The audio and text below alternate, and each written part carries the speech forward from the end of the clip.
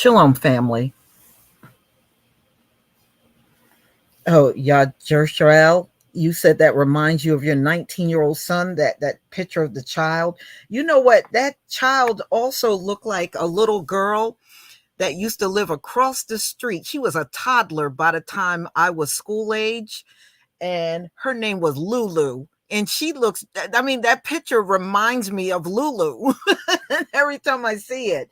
So I know what you mean when you look at certain toddlers and they remind you of a child or even your own child.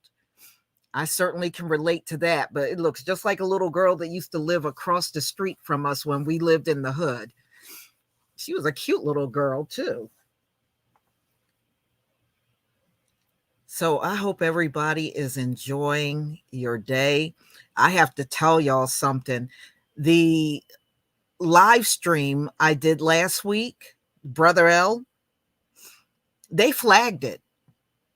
So if it wasn't for the people that gave the donations, I probably wouldn't have got anything on that particular live stream. And I was like, okay, so what was it about this live stream that was not acceptable? I mean, YouTube is weird like that. They are. They're very strange when they flag things and it just doesn't make any sense. Yeah, they flagged my live stream last Saturday. Yeah. And I was like, there's nothing in that live stream that would be against any YouTube policies. So, but you know what? I just never said anything to y'all. But at one point in time, for like a couple of years, I got flagged on virtually every single live stream that I did. I just didn't say anything to y'all about it. But every time I would do a live stream, especially if I had my panel with KD, True Royal, and one LVZ, it got flagged every single time. Every current event I did got flagged every single time. It wasn't until recently. I still get some that are flagged, but I get a mixture of some get flagged and some I get monetized. But y'all, I would say like between 2018 and like 2021, virtually every live stream I did was flagged. Every single one. And y'all don't realize if people did not donate during those times, I would have gotten virtually hardly nothing on those live streams. No, it doesn't make sense. It doesn't. And there was absolutely nothing offensive about the one last week. It was nothing but, they're funny style like that. Oh, YouTube do all kinds of shady stuff. I think a lot of the creators, we just move on. We don't make a lot out of it. We just move on. What else can you really do? I just think they got people in their system they like. And so those channels can explode and they get millions of subscribers and all that. And then there are others like my channel that are flagged. So they make sure you only grow in baby steps along the way.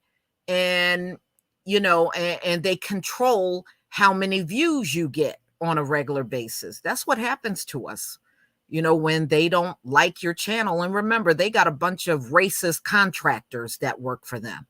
The ones that monitor our channels, they're not even employees, y'all. They're a bunch of contractors that they hire. Google got very, very few employees, very few. So the ones that are out here doing things to our channels, those are all contractors. That's all they are. And they'll get rid of them at a drop of a hat and won't even think about it. Give it a second thought. So we are here now. So let me go ahead and share my screen and we'll get started.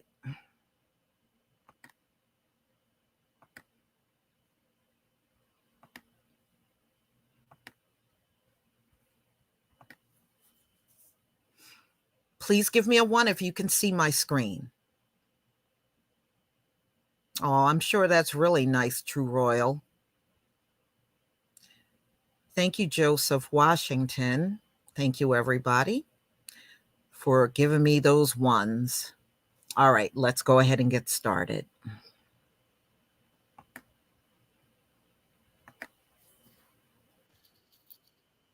All praise to the Most High. This is your brother L. Tonight, what I want to speak on is tribe wars, camp wars, and ego wars. This is to give edification to a lot of people out there who look at the quote unquote truth community and you see a lot of confusion, you see a lot of debates, you see a lot of strife, you see a lot of infighting, not just in the world, but also within the truth community. There's so many different divisions, so many different camps, so many different denominations that those who are new can really get uprooted from the faith because they get discouraged seeing so much strife and confusion and debates and contention and warfare amongst all those who claim to be of the way. So I want to give encouragement and edification to those people to keep following the Most High, stay repented up, keep continuing to obey the laws and commandments of the Most High, and don't let yourself be uprooted by a lot of the contention and warfare that you see among you. And I want to take you through the history of our people and also through the history of the Most High and the angels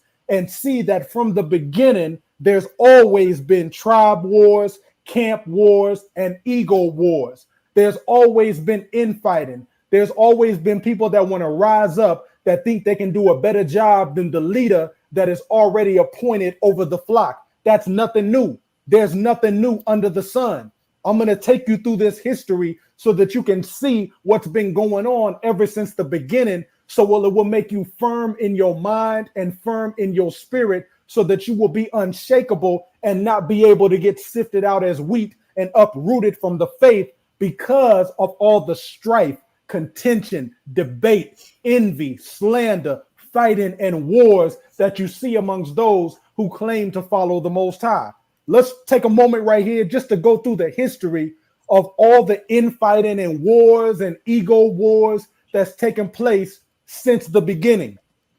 It all starts at Revelation chapter 12, verse 7 through 9, and 2nd Enoch chapter 29, verse 1 through 4, about how Satan and his angels tried to rebel and fight against the Most High.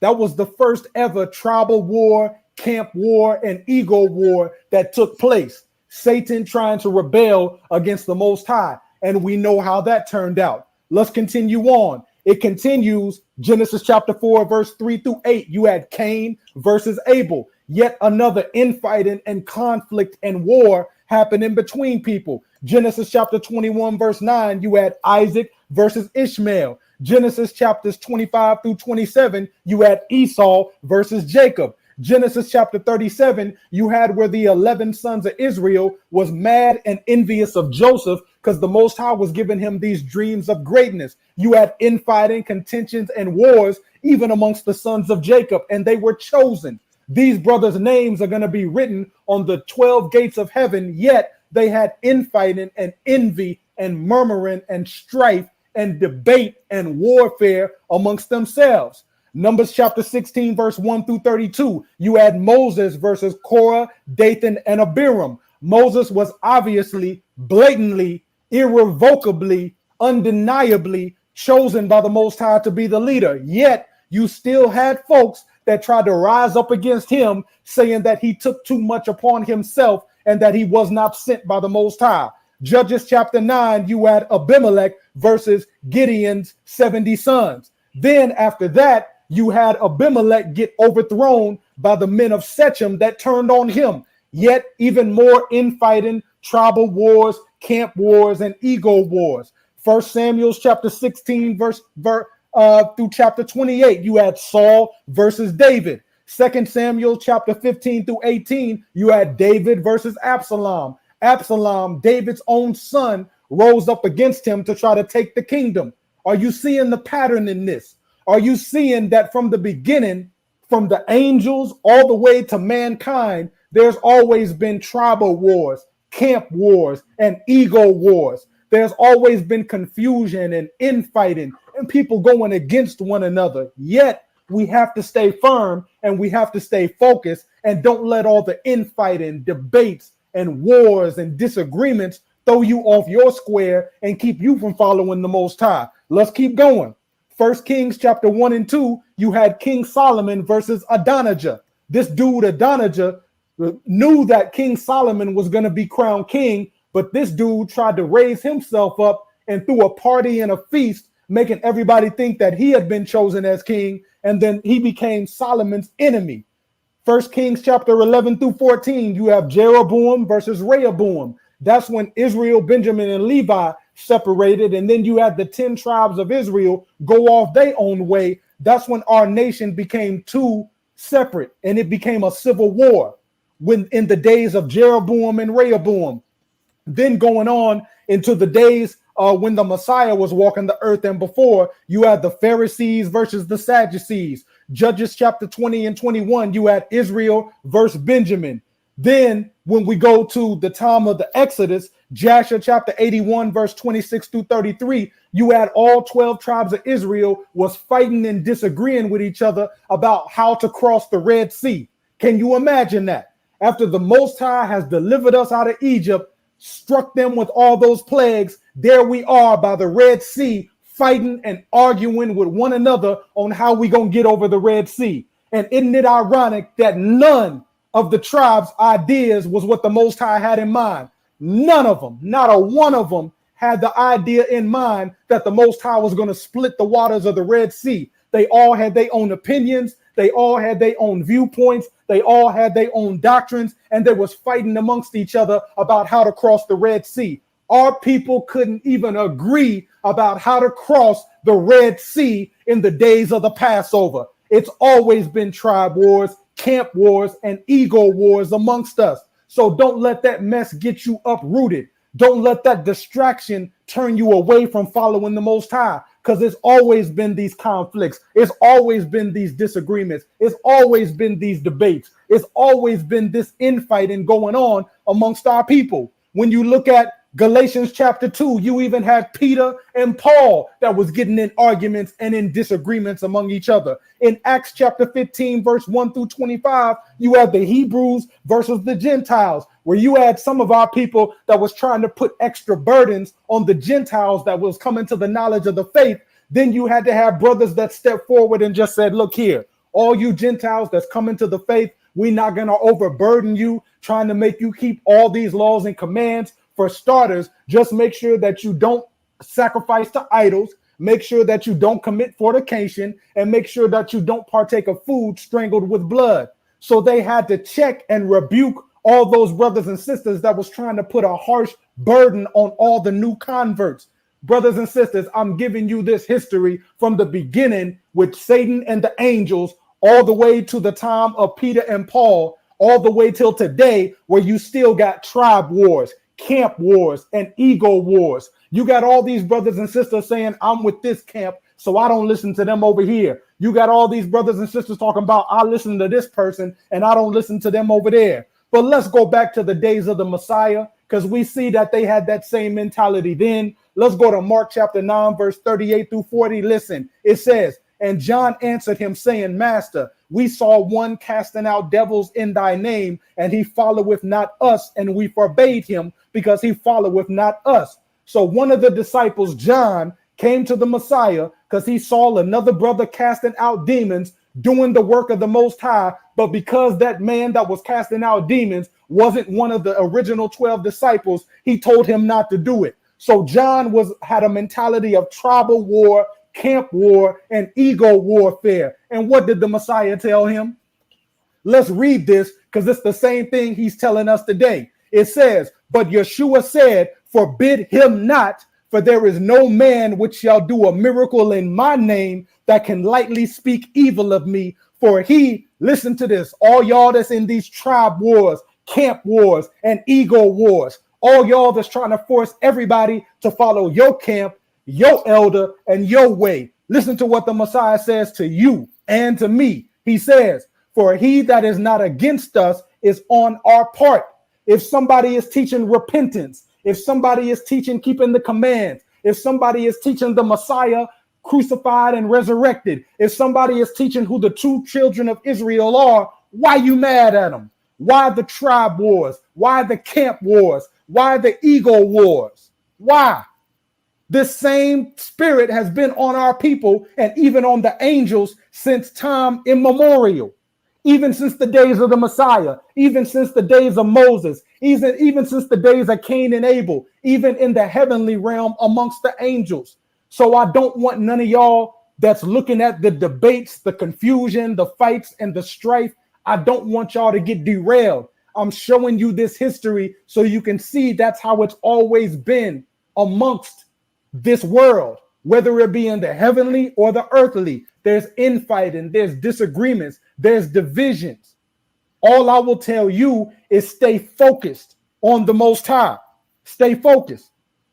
Listen to what it says here in 1 Corinthians chapter 1, verse 10 through 13. Paul also had to rebuke the people who had the mentality of tribe wars, camp wars, and ego wars. He says, "Now I beseech you, brethren, by the name of Yeshua HaMashiach, that ye all speak the same thing, and that there be no divisions among you, but that ye be perfectly joined together in the same mind and in the same judgment. For it have been declared unto me of you, my brethren, by them which are of the house of Chloe, that there are contentions among you. Now this I say, that every one of you saith, I am of Paul, and I of Apollos, and I of Cephas, and I of Messiah. Is Messiah divided? Was Paul crucified with you? Or were you baptized in the name of Paul?" So Paul had to rebuke them, because at that time you had divisions and tribe wars and camp wars and ego wars, where you had folks saying, "I'm with Paul." Then you had other folks saying, "I'm with Apollos." Then you had other folks saying, "I'm with Cephas."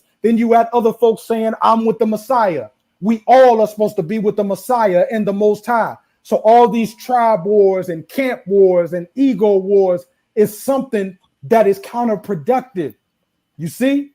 Yet the mentality we need to have is that as long as somebody, whoever they are, is teaching the true original gospel and true original message of the Messiah and the disciples, leave them alone. Like it says in Philippians chapter 1, verse 15 through 18. Some indeed preach Messiah of envy and strife, and some also of goodwill. The one preach Messiah of contention, not sincerely, supposing to add affliction to my bonds, but the other of love, knowing that I am set for the defense of the gospel. So Paul was saying, look, there's people that preach this truth because of envy, strife, ego war, tribe war, camp war. Then you got others that preach this truth out of sincerity and love and really want to see people enter into the kingdom. Listen to Paul's response in this. He says, "What then? Notwithstanding every way, whether in pretense or in truth, Messiah is preached, and I therein do rejoice, yea, and will rejoice." So what Paul was saying is, look, whether these people preach the Messiah of envy and strife, or whether they preach the Messiah of love and sincerity, hey, at the end of the day, at least the message of who the true Hebrews are, the Messiah being resurrected, and us repenting and keeping the laws and commands, at least it's being preached. So those of you who may start having confusion and lack of peace in your spirit and in your mind, just remember Philippians chapter 1, verse 15 through 18. Just rest in the fact that Messiah is being preached. And also understand that these things were prophesied, that there would be the infighting and the jealousy amongst camps, amongst tribes, and amongst men with ego. Listen to what it says in the book of the martyrdom of Isaiah. That's a good book for those of y'all that need to check that out. Look for that. Isaiah, the martyrdom of Isaiah, chapter 3, verse 12 through 13. Listen to what he prophesied and tell me that this hasn't come to pass. He says, "In those days, for many who say to serve the one will love the spirit of error and of adultery and vainglory, having the love of money, and there will be hatred among the shepherds towards each other." Let me read this again and tell me this ain't a fact. It doesn't matter whether you look at the Christian denominations and the Christian pastors, whether you look at the Hebrew Israelite groups, this prophecy is so true about the camp wars, the tribe wars, and the ego wars. Listen to what he says. "For many who say to serve the Most High will love the spirit of error meaning they love false doctrine. They love seducing the people. They love the attention. It says many will love the spirit of error and of adultery and vainglory, having the love of money, and there will be hatred among the shepherds towards each other. So we live in a time, pardon my language, where you got elders and pastors and shepherds arguing and beefing with each other like females. You got grown men acting like hoes. You got grown men, shepherds, that have a spirit where they love error, they love adultery, they love vainglory, and they have the love of money. They spend more energy beefing with other tribes, beefing with other camps, and having ego rants than they do trying to win souls to the kingdom of the Most High. Listen to what Isaiah prophesies, verse 13. It says, for there will be great jealousy in the last days, and everyone will speak whatever is pleasing in his own eyes. And they will make the prophecy of prophets ineffective, and my vision will they also make ineffective, in order that they may speak what comes from their own heart. Tell me that ain't happening right now. Tell me that ain't precisely, exactly, perfectly the situation that we in right now with these tribe wars, camp wars, and ego wars. Tell me this ain't going on, because we got folk that have a spirit where they love error, they love money, they love adultery, and they prophesy out of their own heart, not according to what the scripture says. And Paul even prophesied this as well. Acts chapter 20, verse 29 through 30. For I know this, that after my departing shall grievous wolves enter in among you, not sparing the flock. Also of your own selves shall men arise, speaking perverse things, to do what? To draw away disciples after them. So we got folks that's drawing away the people after themselves. They not following, they not telling the people, follow me as I follow Messiah. They just saying, follow me. They leaving the Messiah out of the equation and just saying, follow me. Listen, nobody has a monopoly or a dictatorial rule over the truth. We prophesy in part, little by little. The Most High gives diversity of gifts to the whole body. Some evangelists, some pastors, some elders, some encouragers, some speak in the language of angels, some teachers. There's a diversity of gifts, but one body. This is what we need to understand, so we don't get thrown off and sifted as wheat amongst these tribe wars, camp wars, and ego wars. We got to stay in the spirit, my people. Because listen, this whole thing of tribe wars, camp wars, and ego wars, it's even going to be going on all the way 1,000 years into the Messiah's kingdom. That's how deeply ingrained this spirit is. Revelation chapter 20, verse 7 through 9, it says, and when the 1,000 years are expired, Satan shall be loosed out of his prison and shall go out to deceive the nations which are in the four quarters of the earth, Gog and Magog, to gather them together to battle, the number of whom is as the sand of the sea. And they went up on the breadth of the earth and compassed the saints about and the beloved city. So even after 1,000 years in the Messiah's kingdom, a kingdom of peace, a kingdom of love, a kingdom of prosperity, a kingdom of law, you still gonna have some knuckleheads after 1,000 years of that kingdom that want to rise up to cause tribe wars, camp wars, and ego wars. I'm giving you all this history and this prophecy so that you don't get confused and beguiled by all the debates, all the division, all the different doctrines. Look, we need to understand, like it says in James chapter 4, verse 1 through 2, from whence come wars and fighting among you? Do they not come even of your lust that war in your members? You lust and have not. You kill and desire to have and cannot obtain. You fight and war. So here he's saying these debates, these murmurings, these slanders, these wicked infighting and contention, it comes from envy and lust in the hearts of men. It's tribe wars, camp wars, and ego wars. That's what I want you to see, so that you don't get drawn away in this madness, so that you don't get drawn away in the confusion, because the Hasatan is the author of confusion. I thank the Most High of the prophecy he gave, that no longer will it be infighting and tribe war and camp war and ego war when Messiah returns. For it says in Isaiah chapter 11, verse 12 through 13, that he shall set up an ensign for the nations and shall assemble the outcast of Israel and gather together the dispersed of Judah from the four corners of the earth. Listen to what it says here. The envy also of Ephraim shall depart, and the adversaries of Judah shall be cut off. Ephraim shall not envy Judah, and Judah shall not vex Ephraim. So that means there's not going to be no more of this tribe war between Judah and Ephraim, because it's been a deep disconnect and a deep divide and a long debate going on between Judah and Ephraim. But Isaiah chapter 11, verses 12 through 13 says a day will come where there will be no more tribe war, camp war, and ego war between Judah and between Ephraim. But we will come together and war against the adversary. But I must warn you, that is not going to happen until Messiah returns. So until Messiah returns, there's going to be infighting. There's going to be tribe war, camp war, and ego war. There's going to be people rising up to try to overtake assemblies. There's always going to be a rebel that rises up that thinks they know more than the people in the leadership. And then you're going to have people that go off and follow that person. Until Messiah comes, there's going to be new doctrines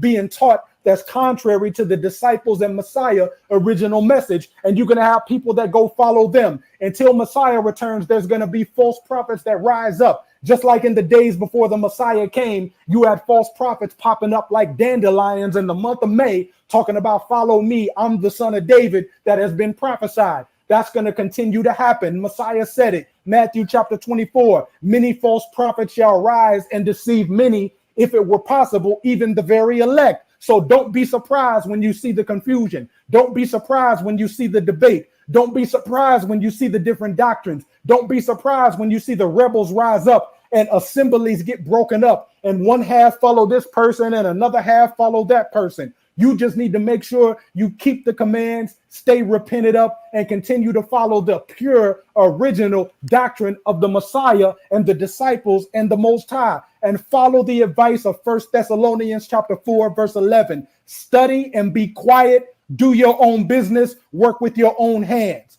That's what we need to do to steer clear of all the confusion. Give double honor to the elders that the Most High has placed above you, or if you're an elder, continue to do the work, for the ox is worthy of its food. Continue to do the work. Study, be quiet, handle your business, work with your own hands. 1 Thessalonians chapter 4, verse 11. Endure to the kingdom. Don't get sifted as wheat and let all the confusion and the debates and the tribe wars and the camp wars and the ego wars, don't let that throw you off. Keep going, my people. That's all I got to say. Shalom. Shalom. Oh man, that was good. So everybody, I got upcoming live streams. If you can be there, then that's wonderful. I got one, and I know it's just more like gossipy. It's DL Hughley and Monique, the feud they got going. And I don't know if any of you got a chance to watch the interview that Shannon Sharp did with Monique. If you didn't, you really need to watch it. It was really good. I enjoyed that interview on Club Shay Shay. And that's where the feud is actually stemming from, because she spoke about DL Hughley. And on Sunday, I am talking about a article that came out from the scientists, and they're seeing a strange anomaly in the Atlantic Ocean. And they said if this thing, which they expect is going to happen, worsens, then it's going to change the climate on the planet to the point where humanity will be impacted. So a lot of people will get wiped out because the temperatures are supposed to go really, really drastic. So if you're in an area that's cold, that cold could become very extreme. If you're in an area and it's hot, the hot can become even more extreme than we have seen in the heat waves, you know? So they said they don't know when this is going to happen, but they definitely said something is going to happen because this thing that's going on out in the ocean is apparently getting worse to the point where they're startled by it. So I will be covering that in a live stream on Sunday. I mean, we are in the time for change. So, it's not one of those things you can dismiss because we are in those times where there are going to be drastic changes on the earth. And the people that are in rulership will be removed from rulership. And they don't need to be in rulership anyway because they don't know how to do nothing but fight. So they don't belong in leadership. Absolutely don't. So, if you do have the time, I will see you at those live streams. So, again, the one today will be at 6 o'clock Eastern time. So, if you can be there, be there. If not, then, perhaps you can come to the one on Sunday. Thank you all for being here. I do enjoy our time together. And I pray that the Most High will watch over and keep each and every one of you safe always. Shalom, family.